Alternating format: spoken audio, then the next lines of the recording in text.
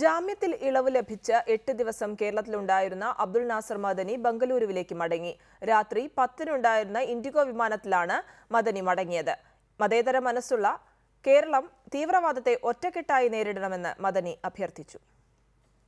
8 ദിവസത്തെ ജാമ്യമാണ് സുപ്രീം കോടതി മദനിക്ക് അനുവദിച്ചിരുന്നത്. 10 മണിക്കുള്ള ഇൻഡിഗോ വിമാനത്തിലാണ് മദനി ബാംഗ്ലൂരിലേക്ക് മടങ്ങിയത്.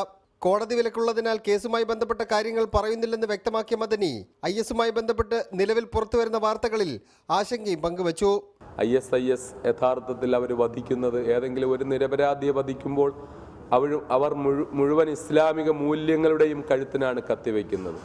അവർ മുഴുവൻ പ്രവാചക അധ്യാപനത്തിൻ്റെയും കഴുത്തിലാണ് കത്തിവെക്കുന്നത്. കേരളത്തിൻ്റെ ഏതെങ്കിലും മൂലയിൽ അത്തരത്തിലുള്ള ശ്രമങ്ങൾ ഏതെങ്കിലും ഭാഗത്തു നിന്നുണ്ടായിട്ടുണ്ട് എങ്കിൽ തീർച്ചയായിട്ടും കേരളത്തിലെ മുസ്ലിം സമൂഹവും കേരളത്തിലെ മതേതര മനസ്സും ഒന്നടങ്കം നിന്നുകൊണ്ട് അതിനെ ഒറ്റപ്പെടുത്താനും ഇല്ലായ്മ ചെയ്യുവാനും വേണ്ടി ശ്രമിക്കുക തന്നെ ചെയ്യണമെന്നാണ് വിനീതമായി എനിക്ക് അഭ്യർത്ഥിക്കുവാനുള്ളത്. വേഗത്തിൽ തന്നെ തനിക്ക് നീതി ലഭിക്കുമെന്ന പ്രതീക്ഷയും മദനി മാധ്യമപ്രവർത്തകരോട് പങ്കുവച്ചു. നൂറുകണക്കിന് PDP പ്രവർത്തകർ മദനിയെ യാത്രയയക്കാൻ വേണ്ടി വിമാനത്താവളത്തിലെത്തിയിരുന്നു. റിപ്പോർട്ടർ, തിരുവനന്തപുരം.